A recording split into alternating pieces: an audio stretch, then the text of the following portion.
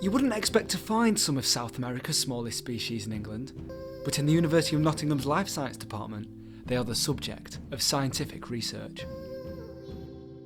My name is Sophie Evison and I'm an Assistant Professor of Ecology here at the University of Nottingham.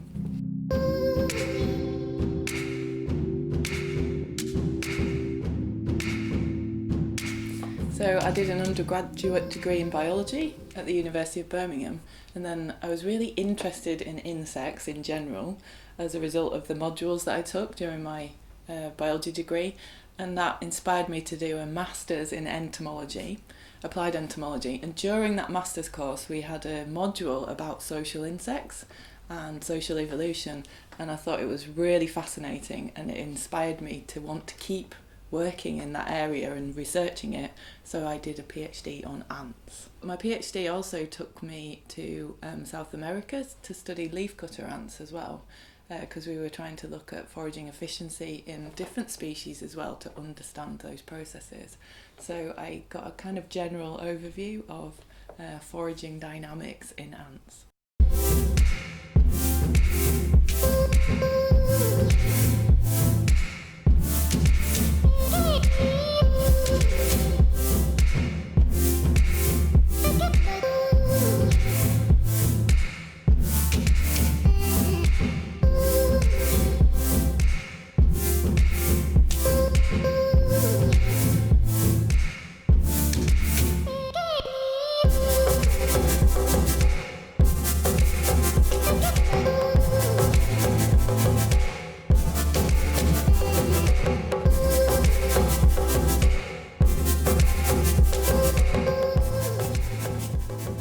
So in the lab I have two species, I have two species of higher attines, Acromyrmex octospinosis and Attocephalotes. And when I was in Brazil I studied both of those species.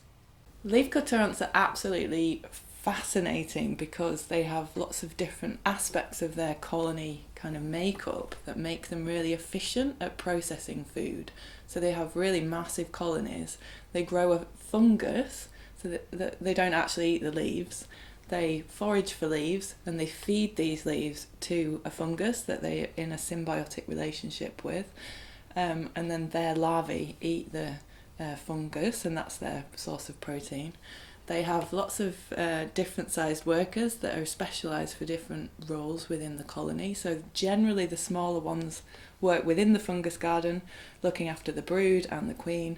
The medium-sized workers go out and forage for the leaves, and the really large workers, or the soldiers, defend the colony against intruders. But there's flexibility in this process, and there's lots of interesting aspects of colony life that I do research into.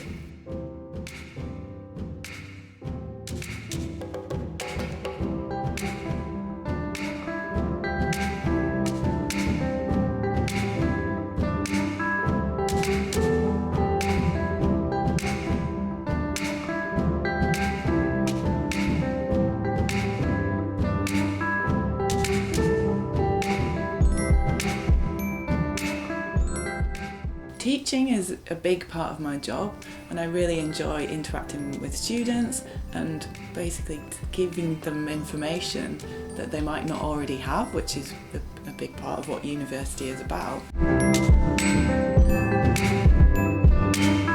I'm Jamie Yule, I'm studying zoology. I'm in my fourth year, so I'm doing including masters, and I'm studying these ants.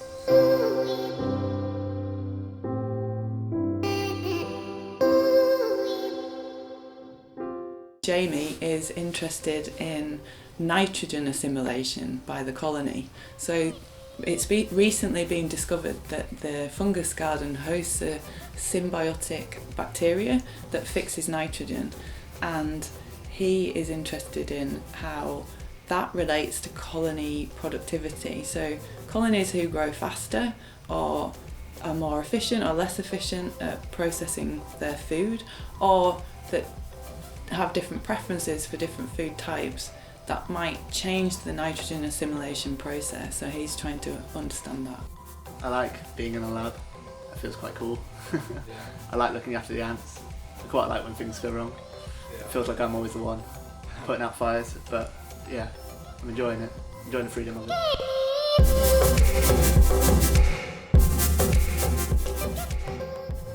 They're fascinating to watch, so they're always doing something because there's loads of them in a single colony. So you can kind of see all these tiny little differences in their behaviour, and the longer you watch them, the more you realise how complex their society is, and they're working together to be really efficient. So generally there's a lot that we can understand from social insects. The way that the kind of national grid is set up, or transport systems, infrastructure within our sort of human lives have been inspired by what's called self-organisation. So this is to do with efficiencies in systems, and the way that the small interactions between the individual units within these kind of bigger infrastructures can become more efficient. We can learn to develop those patterns by looking at social insect colonies.